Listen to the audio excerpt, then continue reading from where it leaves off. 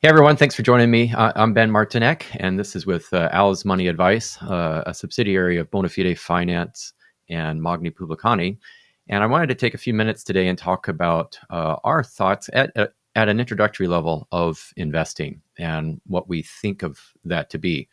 A lot of people come to us and work with us because they want us to help review their investments or manage their investments, and they're looking for getting good returns on their money. So perhaps as just an introductory comment, something that folks already know, but just to bring this point home, make sure it's clear, is that investing at its heart is people who have excess money, because they are living on less than they make. So they've got some excess in their situation. Let's say maybe you make $100,000 and you have found that you can get by and be happy with living on 75,000, and now we have an extra $25,000. And the question is, well, what can I do with that? And what kind of opportunities are in the marketplace, and what kind of return could I get for this? Or maybe even more broadly, just what should I do with it, period? Should I invest it? Should I save it? Should I put it towards some other goal? Investing at its heart is taking some excess money and giving it to another person. It could be an individual, could be an institution, typically is an institution, and who is in need of that money.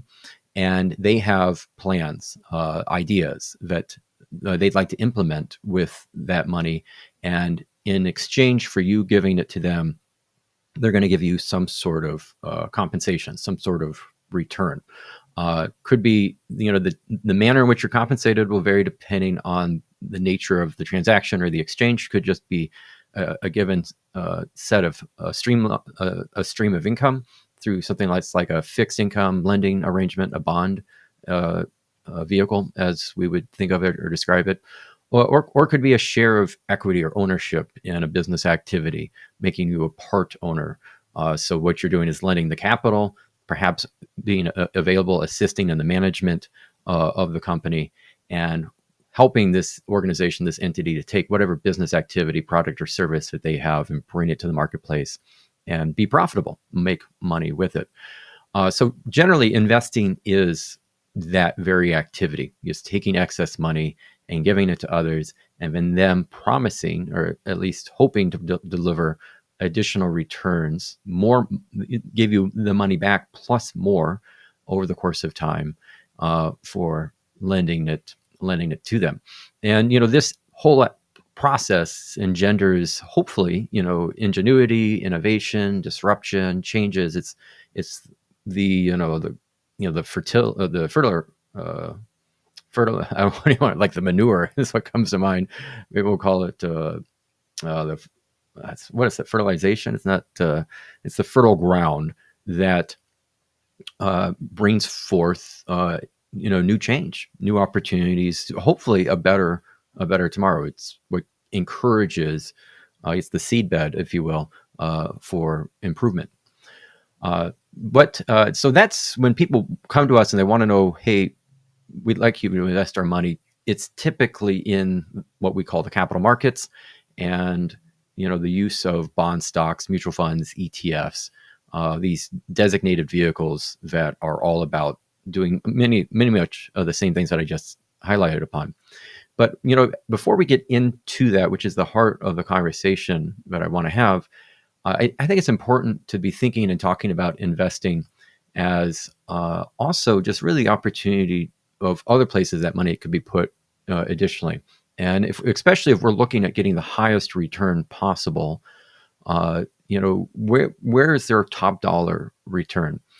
The truth is your top dollar return is not in the capital markets. You'll get returns there. I don't want to mislead anybody in that. I think returns are to be had in the capital markets, but it's not your top dollar return. Now, your very top highest dollar return for your money when it comes to investing is investing in yourself, either through education, ongoing education, degrees, diplomas, certifications, whatever that might be, but becoming more specialized in your knowledge and your skill set, just more broadly educated and well aware and fluent in social business matters. All of these are good things and good uses of your money, not just at the beginning of your career, but throughout your career.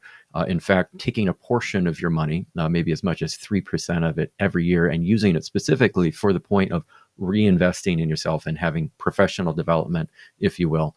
That is some of the very best use of your money, because ultimately where we see the highest of returns for money spent tends to be in us improving our ability to go into the marketplace and earn more income. So investing in your education, or something else that you could do is starting your own business and taking on the risk of running that business and being responsible and in charge for it. A lot of people either work in a capacity of being an employee hired by someone else, working for someone else's business, but you could change that script and instead work for yourself and then hire out employees. If we're looking for the highest return on a person's activity, running your own business certainly increases the possibility for only a business, if all goes well, to sell at the end of your career, and that gets passed on to others, or just sold outrightly. You may see the very best returns through that sort of activity. But you're also, there's more risk with running your own business, more responsibility, more stress, and the financial challenges. The most difficult parts of the business tend to fall on the business owner, and so it's not for the faint of heart, as one might say. And so you get compensated. The reason why we see higher returns is you're getting hopefully compensated for your willingness to take all of that on. Quite frankly, if you weren't compensated for it, then why be a business owner? It doesn't make any sense to do it. You would be better off being an employee. And so there's this notion of, that I'm highlighting in investing, of compensated risk versus uncompensated risk. Theoretically, it's more of a theoretical term, but what drives behind this is we really only want to be taking risks in which we get compensated for them. It doesn't make a lot of sense to be taking risks that we don't get compensated for. Like, why take the risk then? People who pursue that are usually, it's avocations, as they call them. It's folks who just like to be daredevils, maybe climb rock mountains or drive fast cars or jump out of airplanes. None of that's wrong to do necessarily, but the risk in which there's no compensation, perhaps other than the thrill of the adrenaline rush. Before we pivot from talking about investing in yourself, one other thing that I do think is worthwhile in terms of an investment is investing in real estate. These tend to be privately held properties. Most commonly, what comes to my mind is single-family residence arrangements, but you could be looking at multi-family residences like duplexes, fourplexes, or even something larger, perhaps apartment buildings, all having a residential arrangement to them. Could be looking at commercial or industrial arrangements, although that tends not to be for the newbie investor, and you need more capital and not uncommonly some influencer, market know-how to pull these off. But maybe perhaps a storage building is still something, or even a car wash of sorts, combination of a business and a real estate arrangement. These are other opportunities, pathways for you to make money, in which we will typically, it's not guaranteed, but you will typically see higher returns in that arrangement. In fact, if you're not aware of this, this tends to be, and when people are talking about investing, they are either talking about being a real estate investor, or they're talking about investing in stocks, bonds, and the capital markets. And these two parties kind of fight it out between each other. And one seems to think it's better. And the truth is, they both have their pluses and their minuses. I would say, in my take, I do think you only have the opportunity to make more money by investing in real estate. But at the same time, I also think you take on more risk and more responsibility, more headache, and more work, all in investing in real estate. And so you better see higher returns. It's kind of back to my prior point about investing in yourself, in your education, or in your business. Yes, you have higher returns there, and we shouldn't forget that. But you're getting the higher returns because you're working for them. So as we start to get into the capital market conversation, what really makes that distinctive and worthwhile, and perhaps why people pursue it the most, is that the capital markets tend to be the most passive of the arrangements. All you're doing is giving your money over to somebody else and say, here, go make money for me, and just cut me my check. I don't know whether it's once a month, once a quarter, once every 6 months, once a year. let me know how the business is doing, but I don't want any involvement with it. I don't want to be responsible for it. I don't want to manage it. And if ultimately the whole thing fails and you go bankrupt and you lose everything, I don't want them coming after my personal assets for it. So there can be a very strict barrier, very much in the capital markets, where the only thing that's at risk is the investment itself. You may lose all of that, but they're not going to be able to go after other things. So it has this distinct barrier of protection, and it's passive. The whole responsibility of pursuing and making money has been shifted over to someone else.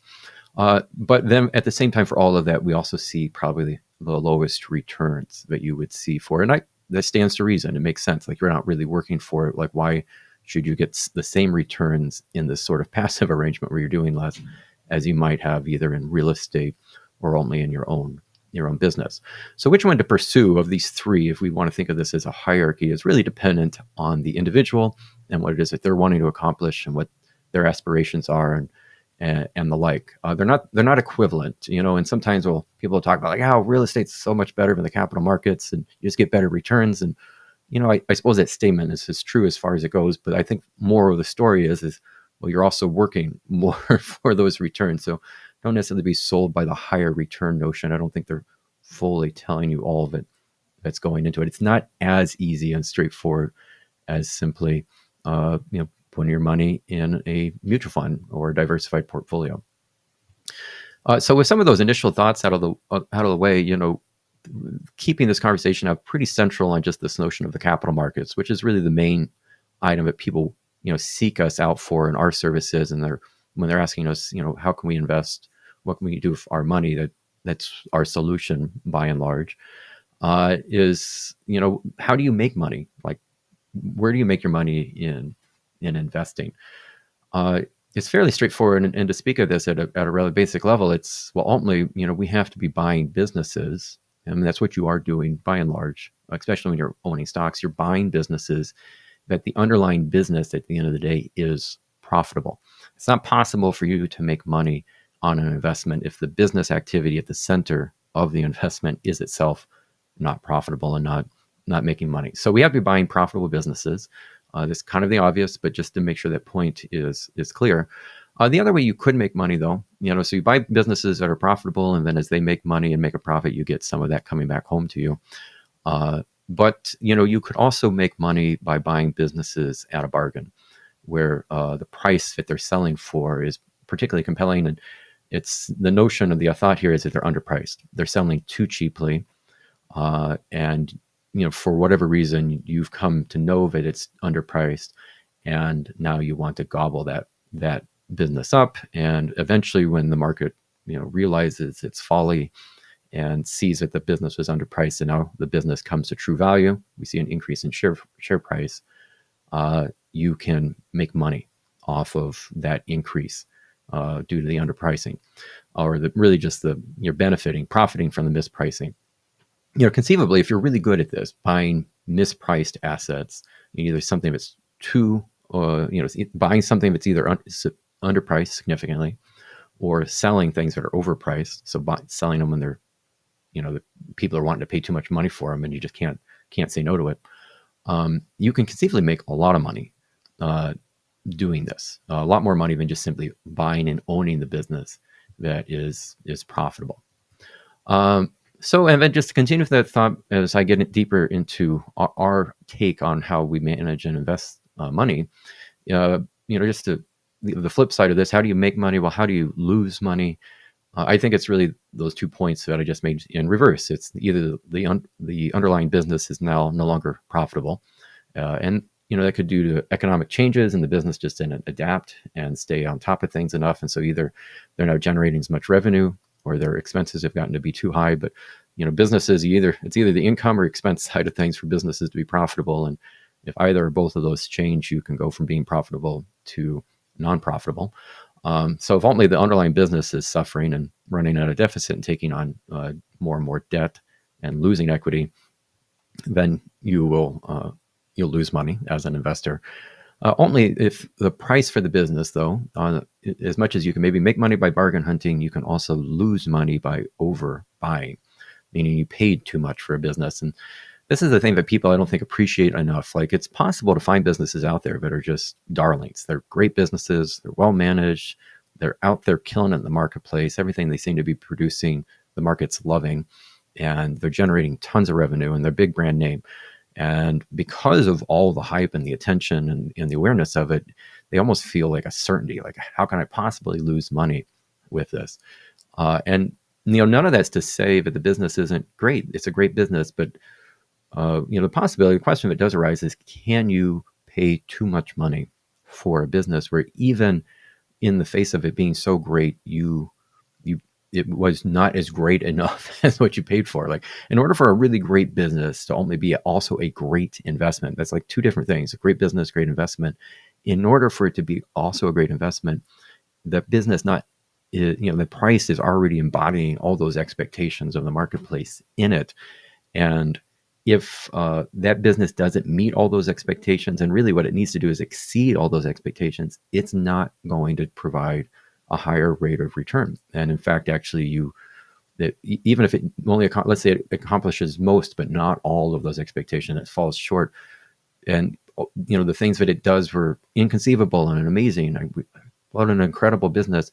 You could still lose money just because it fell short and it didn't hit its goal. And your price that you paid for it was presuming it hit all its goals and then some. And so you lose money by paying too much for even great businesses. Like, that's definitely possible. The last thing of how you could lose money in the marketplace is that we see volatility in the stock market. That's probably the biggest challenge with it. And so market prices for what you own will vary. It goes up and down, sometimes goes up and down significantly, and that can be a bit of a roller coaster. And usually it's in conjunction with really good news and everyone's getting enthusiastic, or it's getting in conjunction with really poor news and everyone's getting pessimistic. And in particular, when things are pessimistic and it gets scary, people try to time the market and pull their money out and to put it to cash, take it out of the investments, because stock market prices are going down, and they think, as part of their way to, back to that bargain hunting, that timing of the market, they think they can do this successfully and make a lot of money. Well, the problem is if they're not good at that, and if they pull out at the wrong time or they buy in back at the right time, what's most common to happen in my experience is people might sell at the right time, but they're too slow to buy back into the marketplace. And by the time they finally buy back in, the market has already rebounded too much that they've effectively lost money. You lose money, all that to say, in the stock markets, in the capital markets, by selling in poor market conditions, by getting the timing wrong. And you can only lose a lot of money doing that. And so that's probably your biggest and greatest, most common risk that people face when it comes to investing in this way. Okay, so all that to say, as we get into investing opportunities and possibilities, what lies at the heart, I think, of the capital markets and the question of what to do with your money there and how to manage that is this notion that hinges on whether or not you believe that you can bargain hunt your way through the markets and find really discounted companies and scoop them up at a deal. It's not maybe you can't do that, but could you hire somebody to go and do that?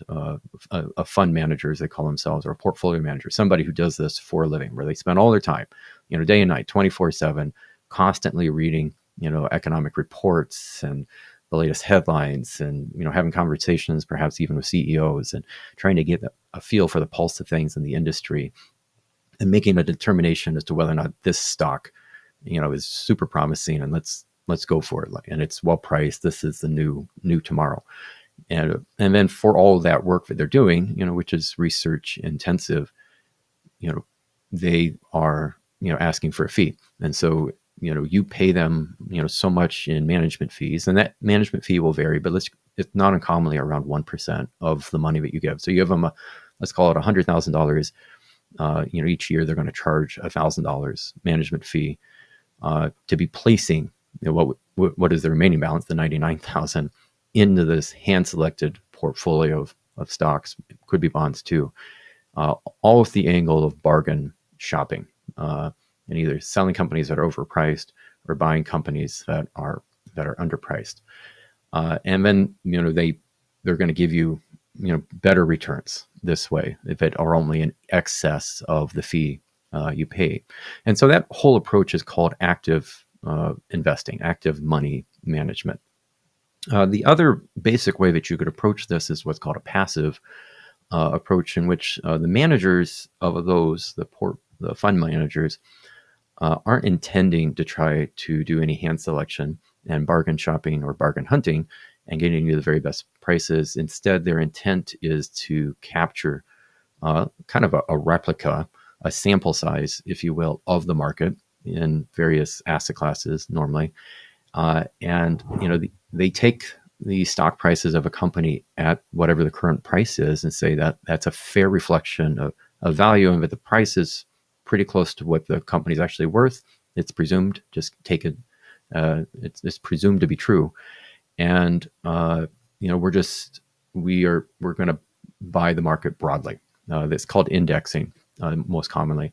So there's no bargain hunting that is done, and basically the underlying notion that is in operation here is one of those things that I made mention of earlier here. Is only if the underlying business is profitable, or if it's not the individual business, if the underlying economy or the businesses in aggregate or the sector is profitable. We don't necessarily need to know which individual company is going to outperform. We just need to buy into that whole thing. And as long as that on the whole is profitable, we should make money. We should get a return for our money. Do we need to know the individual winners and pick the winners and screen out the losers? Is that necessary?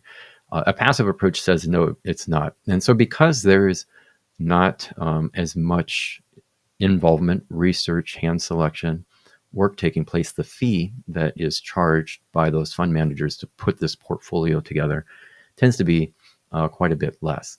Now, this is on a fund specific level, but you're looking somewhere around 0.03%. So, in an active approach, you could be paying 1%, maybe 1.5%, even 2% plus. In a passive approach, you're only paying maybe 0.01%, like 1/100th of a percent, or maybe 1/10 of a percent, or maybe 25 of a percent, 0.25, 25 basis points, as we call it. So quite a bit less for the expense. So this is, the real question. Do you want to take an active approach? Do you want to take a passive approach? Which way is better? Very specifically in the capital markets, there's a lot of debate on this, and it's not an absolute answer one way or the other. It's something I've read plenty on both sides of. But as far as we're concerned, as far as I'm concerned, our take is a passive approach is the better way to go. And I have a few slides here that I'd like to show and share with you as to why I think passive money management is, only in your benefit and the why you should do it.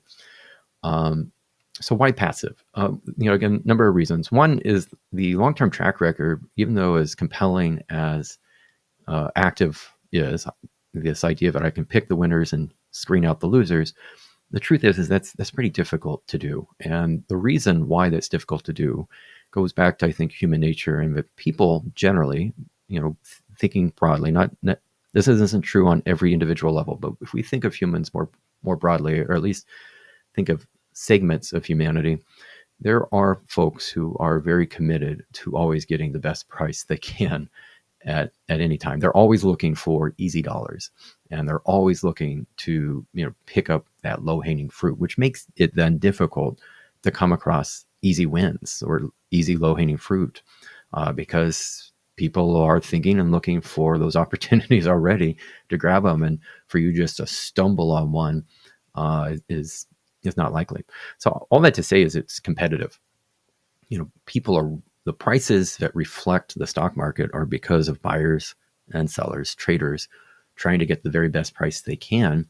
And the presumption is under that pressure of the two kind of battling it out as two separate forces, is it pushes the price towards equilibrium, or to a fair reflection of true value. Now, it's not certain that happens, but you have to recognize, or at least appreciate, the impact or role of competition, and that just broadly humans, I think really pretty much everybody is looking for easy money, which then makes easy money very difficult to come by. So, if the whole premise of active investing is we're going to outperform, and we're going to get these, prices, these stocks at a great price, that all kind of presumes there's not very much competition taking place, or the market, is being stupid, which they can be, and the market can certainly be irrational, but it's not always irrational, and probably more commonly rational than it is irrational. These are things that people would certainly disagree with, but I tend to think that on the whole, most times, the current price is a fair reflection of value, which makes it then very difficult for a fund manager to outperform by hand selection, especially once you add in that management fee. It starts to, instead of being a benefit to you, it starts to be a drag on your portfolio. So that's one reason why I think passive is better, is that it's just difficult for active to actually deliver on its promise. Passive investing also is just considerably simpler, less stress, and less costs. I mean, in an active arrangement, everything hinges on the idea that you have found a manager who can do what they say they're going to do.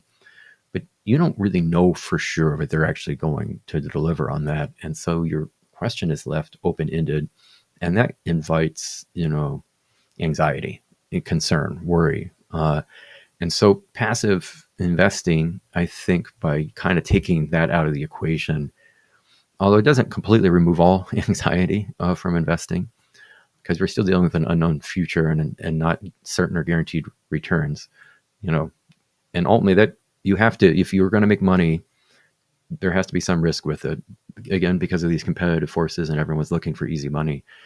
So like you got to get paid, in some ways you make money investing by getting paid for the anxiety that you incur for investing and taking that risk and kind of living in this place of the unknown.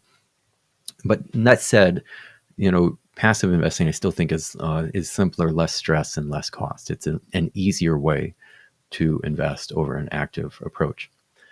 Another thought on this too is that only to get the best, in order for a financial plan to work, in order for us to have you be in a place where you're in a good trajectory and we like where you're going and you're hitting your future financial goals, we don't have to get the best returns. Our plans are not contingent on like this only works if you get the best return in the marketplace. No, naturally enough, everybody wants to get the very best return.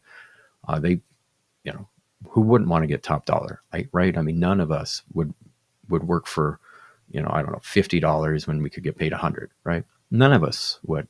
So we all want the best return, which again makes it difficult for us to get that return because of those competitive forces. But at the end of the day, too, most financial plans don't require, or at least we don't build financial plans in which you have to get the best returns for it to work. We have, some degree of flexibility that's built in. And what's important isn't getting the best returns. We just need returns. We need to see the money grow and have confidence and trust and reliability, belief that this will happen. And there can only be a greater degree of confidence, I think, on a passive approach, but we will get the returns we want, than with an active approach where, maybe we won't, maybe we're picking the wrong stocks at the end of the day. And then just knowing human beings, my last comment on why passive is better is just knowing human beings as I've gotten to know them and working in this space is that as much as we really want big reward, I don't know of anybody who doesn't want that. Like every one of my clients loves the idea of a big reward. I mean, I love the idea of a big reward. We want to make a ton of money. I don't know, we see the notion of freedom and flexibility and living our dreams, and especially this notion of being free of work kind of comes with lots of money. Like, I don't have to work anymore, because only to make a lot of money means, just because money isn't handed out, easy money isn't easy to come by. You got to work really hard then to make a lot of money, and that work tends to be stressful and difficult and hard on you. And the more money you make, the sooner you want to not work anymore because it's so demanding.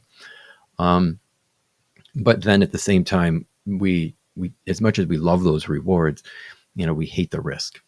We just do. We hate the risk. We don't like the idea of not making the money or not making as much money, or we get nervous. We hate the work. We hate the demand. We hate the challenge that comes with it. It doesn't sit well with us. And as that risk, the weight of that risk kind of falls upon us, it makes us squirmish. We want to get out from under it. And it's hard to stay disciplined, and it's hard to stay the course, and it's hard to, stick to the plan. And so all that to say is, I think, knowing humans, as have gotten to know them through this work, we are best suited to minimize. We want to get as much return as we can, but we need to keep an eye on the risk that we're taking and recognize the impact or the effect that it has on us. And, ultimately, an active approach is more risk. Yes, it's possibly higher returns, but it's also more risk. And, what are we really getting in return for that extra risk? And how well suited is it for you? For most people, I don't think it's well suited for them. Like, they don't do well with the extra risk. It doesn't, they want the security, they want the reliability. And so passive is, I think, just a safer, approach. In terms of like a risk-weighted return, as that term is used, I think it's the best way to get the most return for the given risk that is taken. Okay, well, a few final comments as we move into this is, those are some of my initial thoughts on why I think passive is better than active. Some of this I have a slide here that you can take a look at, is that active, as much as it does suggest that it will outperform, and some active will outperform, it's really the reward for the work they're doing of what's called price discovery. They're doing all the research to try to figure out what the right price should be for a company and then deciding to buy or sell. And so, there should be compensation on the part of the active managers or the marketplace for undertaking that work. So we would expect, at least for some active managers, to see a higher return only, in conjunction with the work that they're taking. The problem is active, universally doesn't work, and it can't really. It doesn't make sense for it to work. This would almost be like the notion that, all of us could be above average, right? I mean, averages are made or constituted from ultimately, the aggregate, and then kind of where things tend to, consolidate or concentrate themselves. And it's not possible for all of us to be better than the consolidation, right? I mean, it's possible for some of us to be better than average, or some of us to be less than average, but for all of us to be better than average, like, it's just not going to happen. It doesn't make any sense whatsoever. And so the same is kind of true for active. There is some active management who does outperform a passive approach, but it's not all active, and it tends to be a small amount of active that really would stand to reason. And we have a chart here that would suggest or show that the percentage of time that active portfolios would outperform passive portfolios is only about 15 to 20% of the time. And the extra reward they get, there's a bit of, it's like, so now how often do they outperform? That's one thing, but then what's the reward you get for that outperformance? It tends to only be as much as 0.5% to 1% of return for the reward. So it's about a 1 out of 5 shot, and your extra return is 0.5% to 1%, in aggregate. That's not, I'm sure there are individual funds that will have delivered more than that. But when we're looking across the marketplace as a whole, it averages out to about 0.5%, 1% when outperformance occurs. On the other hand, the underperformance, there's two sides to this. So if it's only winning 1 out of 5 times, it means it's losing 4 out of 5 times. And then the question is what's the underperformance from the passive approach? That varies too. Could be, only 0.5% to 1%, but it tends to be around 1 to 1.5%. And my take on that is, well, only that investment fee has to come from somewhere. If that active approach isn't delivering, guess how if your final returns are comparable to a passive portfolio, because it's difficult to beat the market, as the term or expression goes. If it's difficult to beat the market, and you got the same return as a passive approach, but now you have to pay the fund manager for their work, you're going to see a reduction in your overall returns by whatever you pay that active manager. And so what you'll see is you'll tend to see underperformance comparable to the investment fee. So there's a gamble here. You're paying more to try to get outperformance, but the odds of outperformance are probably at best 1 out of 5. Now you could get lucky. Again, you could get lucky and really find an active manager who just kills it, and maybe you're seeing performance of 3 or 4 or 5% above passive. That's pretty unlikely to happen. It's certainly not going to happen for everybody. It's a bit of a lotto gamble, to be quite honest with you. And probably the most difficult challenge with this as we move further into this conversation is, how do you know? If not every active manager is going to outperform, how do you know which one is? Like, in order for you to see that outperformance, unless you're just willing to throw the dice and take the odds, which is basically lottery, we'll just buy a ticket and see if it happens. Not much of a reliable winning strategy. Like, you're trying to figure out in advance which active manager is actually going to be a future outperformer. And as much as we may know that a portion of the marketplace of active managers will outperform, the whole challenge, even if you want to say, yeah, that's true, which it is true, is figuring out who that person is. Deciding in advance before they've had all their outperformance, deciding in advance that this one is the one to go with, especially when your odds are probably at best 1 out of 5. And there's just no reliable way to do this. One is active managers tend to come and go. So you might start with a fund manager who is active in their approach and they look to be great, but they may not be here in 20 years' time. Like, usually you want your portfolio to be managed for a length of time. Like, if you want these outperformance returns, you don't want them just for here and now, or not in the latest quarter or last year or in the last couple of years. You want it to be long periods of time, because otherwise you're always finding a new active manager. But they tend not. It's a tough business. It's tough to be an active manager, and over time, you'll see that there becomes less like, who's still in business, 20 years after the fact, or 20 years ago, tends to be, only half of as many managers. And so, one of the very challenges you have in trying to pick an active manager is just like, are they even going to be here, for the time that you're going to be working with them? There's a fall off. But, the other challenge is just simply, even if you think you've found someone who is going to be around, it's whether or not they're going to, will they be one out of 5 who outperforms? And like, is there anything that you could use as a guide for deciding that this is going to be one of those? You might naturally think, well, if they've recently have been doing well and they've been having outperformance, then let's just go with that. Let's go with one of the people who's done really well lately. The challenge with that is there's no consistency in that outperformance. Whoever was most recently in the top performers, top quartile, as they say, maybe some of them will stay in that outperformance, but a good number of the highest, latest top performers will fall off and move into average or underperformance.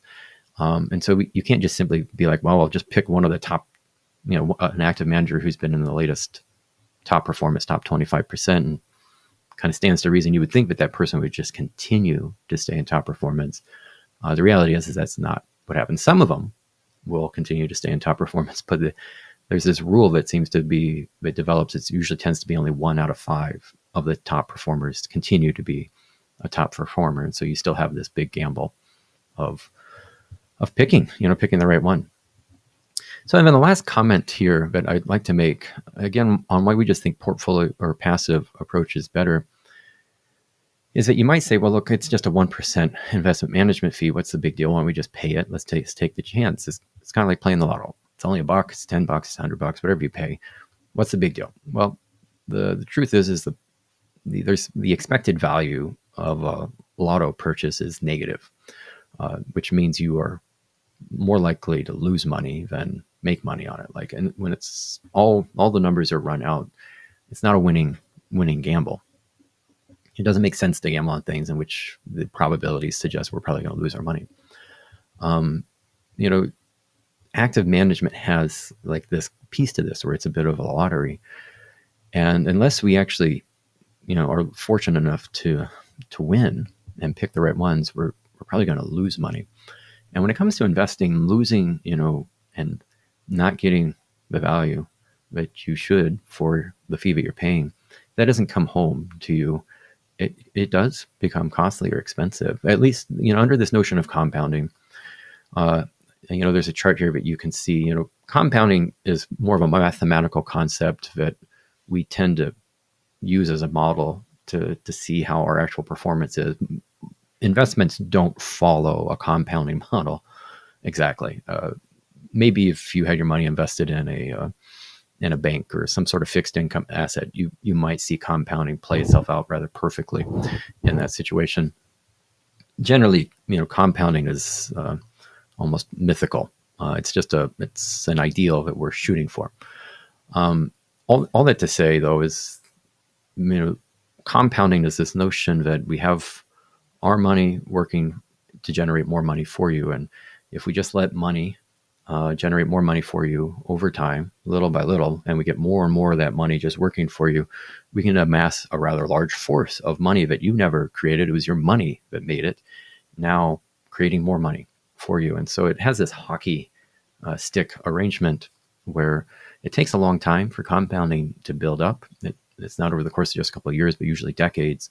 But the momentum, the impact that starts to have of now leaving all this money over time, continuing to work for you and buy more of money, and that money now buys more money, and that money buys more money, and that money buys more money, can get to be enormous. And so a difference in return of just 1%, when stretched out over a really long period of time, starts to be a huge final outcome determiner. Where let's say you had money compounding at 8% over the course of 40 years, $1 compounding at 8% over 40 years turns into about $21, $22. Whereas $1 compounding at 7%, just a 1 point difference, that $1 compounding out over 40 years only turns into about $15. So that difference between 7 versus 8% over the same given period of time is either $15 for every dollar invested or $22 for every dollar invested, almost a 50% difference in outcome over 1%.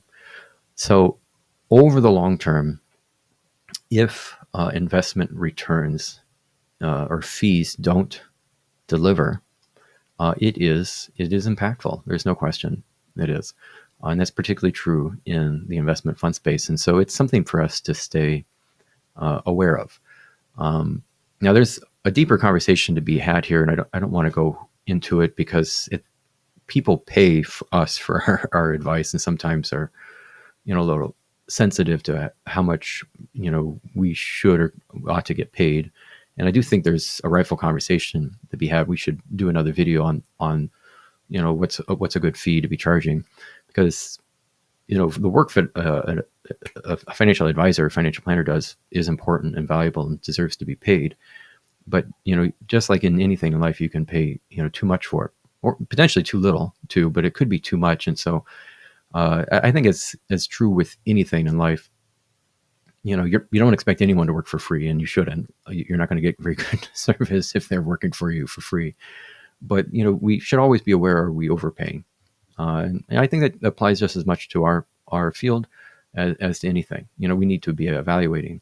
But in terms of what you're getting for your money, it doesn't always manifest itself just in dollars and cents. When it comes to investing, very specifically, like the whole intent of investment return is to get as much return as we can on our investments. Thankfully, in our work as financial advisors, our role and work with clients isn't just investment returns. So we're not just simply squaring away investment returns with, as our only source of value. And part two of what makes investing difficult, where I think a financial advisor does deliver value in excess of fees, not just in terms of the fee of putting a good portfolio together, but is helping clients to stay the course and be disciplined and to work through the ups and downs of market gyrations. Sometimes that's easy for folks. Sometimes it's not so easy. So it's a degree of how much volatility will shake someone up off the course. It's difficult to continue to invest in markets when market prices are down. That's actually where you're going to make your most money. The more the prices go down is where you're going to be getting assets at their cheapest cost. But then it's usually at the same time where things are most shaky and uncertain and risky, and people tend to want to pull in and hold on to their cash and not continue to buy into the market. So like adhering and keeping people on a plan in the ups and downs of their emotions is really, really impactful and worthwhile. It's important, as we've been discussing this fee conversation, to realize that the fee of an investment that I've been discussing to some degree is on a fund level that isn't being incurred at the advisor level. They're two different things, and what's being given to you is two different services. A fund is really just trying to get you returns for the money held in that fund, which has its own operational cost. But we may, as an advisor, may be using that fund or using this fund, or we're not managing the individual fund or what's going on in that fund, the trades that comprise of the stocks or the bonds. We are deciding whether or not that fund is the right decision for you, or that's the right tool to be using for your goals, or this is the best way to maximize your wealth, either the conversion of your income into wealth or the conversion of your wealth back into income. So all that to say is fees are important, should be sensitive. We don't want to overpay for either one of them, but this issue of fund fees, it's not universal. A fee paid to a fund manager is not the same as a fee paid to a financial advisor. They're doing and completing two different types of service for investors. Okay, so final comments then is that why passive over active? Some of the cons or the drawbacks of a active or a passive approach is you're kind of squarely settling on the aggregate and on averages. You're not going to win any gold medals because your returns at the end of the day aren't going to be better than anybody else. They're going to be the same returns, at least the same returns as anyone else who's investing in that the same way. So there's no gold medals, there's no bragging, and there's an awareness that your returns are decidedly average. Like we're going for the average. That's what we want. So of course, the average of what? Average can have such like a negative connotation and be seen in a pejorative fashion. At the end of the day, if I could be an average Olympian or an average track and field Olympian, maybe I never win a gold medal. Being strictly average, you wouldn't. You can't be average and be the gold medal winner. Like there's a reason why you're a gold medal winner, right? But like average Olympian is probably pretty damn cool. Like it's pretty good, right? If I could be just an average professional tennis star, or an average professional baseball or football athlete or ballerina, or even an average doctor, these are all significant accomplishments in their own right. Like it's not a bad thing. Like this is still embodying a very specific pool that's in which that's rewarding. It is getting returns. An average investment portfolio that still delivers the returns we need to make our plan work is a success. Nothing wrong with it. Like it's achieving its purpose. But you won't get a chance then to brag. Your portfolio, if you're going this way, won't be decidedly any better than anyone else. Certainly anyone else is doing the same thing. And sometimes it might be doing better than folks who are doing an active approach, but a lot of times it probably won't be. It tends to happen as an active approach. People like to talk and brag it up when it's doing well. And so you'll be sure to hear about it. Of course, when it's lost and not doing so well, they won't speak as much, but you'll be sure to hear, there will be this noise of how from others when they are killing it and maybe doing better than your portfolio, you'll be hearing about how much better they are. You'll be called to question and to test the assumption. So that's the challenge. That's the difficulty of a passive approach. The benefits to it, though, are that it's ultimately less stress, less worry. On the whole, and in the aggregate, as we compare active versus passive, I think it's only better returns. Passive money management tends to do better than the active approach. It's the odds are 4 out of 5. It'll do better about 80% of the time, but not 100% of the time. And only it's less risk. That's probably one of the things I like most about the passive approach. It's really virtually impossible to lose your money permanently because how the passive approach gets implemented, which we're going to start talking about in the next video, so stay tuned to that. How it gets implemented is we're buying into basically large swaths of the global economy. And the portfolio really, in a lot of ways, is going to be reflective of the global economy. And so unless the global economy, like all economies, as they're competing and working and trading and doing business with each other, unless that entire thing were to just fall into nothing, and I don't know, we go back into like a medieval feudal system in which trade is very much, I think the term maybe is iconoclastic. I mean, it's limited or held, in isolation. And folks are parochial in nature and are only working within the context of their communities and not really getting outside of that. Like, unless that's what happens, like the global economy comes crashing down and we go back to that system, it's pretty much impossible to lose your money permanently in a passive approach. Now, you'll still see ups and downs in account values. You'll still have volatility. You'll still have risk. You'll still have some parts of the portfolio that are doing better than others.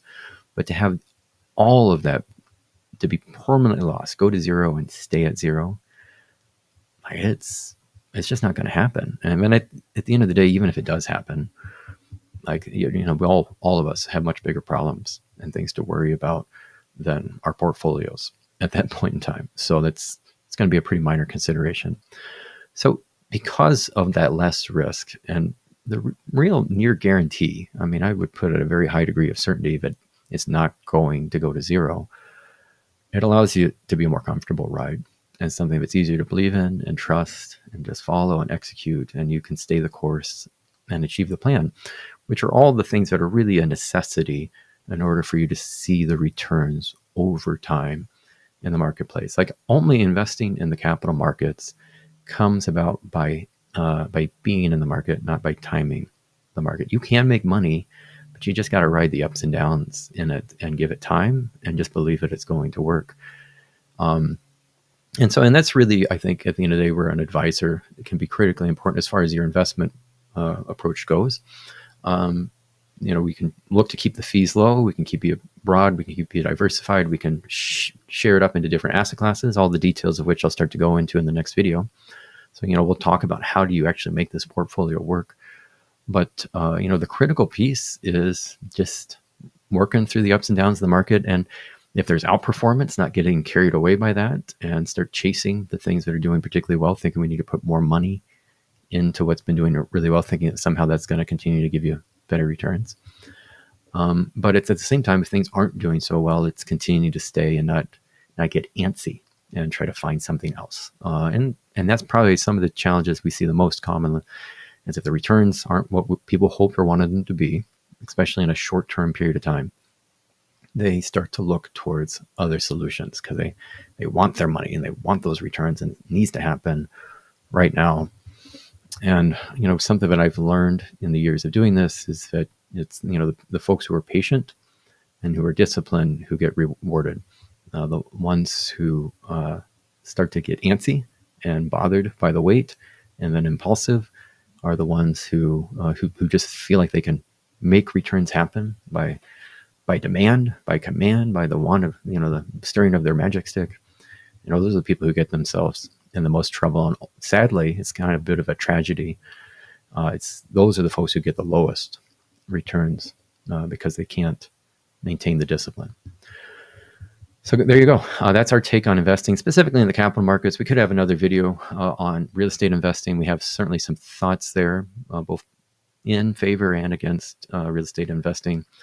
And then, certainly fans of entrepreneurship and starting your own business. And even if you don't want to go so far as having your own business, definitely fans of investing in yourself and making sure to continue to make yourself more marketable and better situated, better placed in the marketplace to generate a higher return as a means of your living. But this is our take that in the capital markets, it's best to take a passive approach and build broad, diversified portfolios.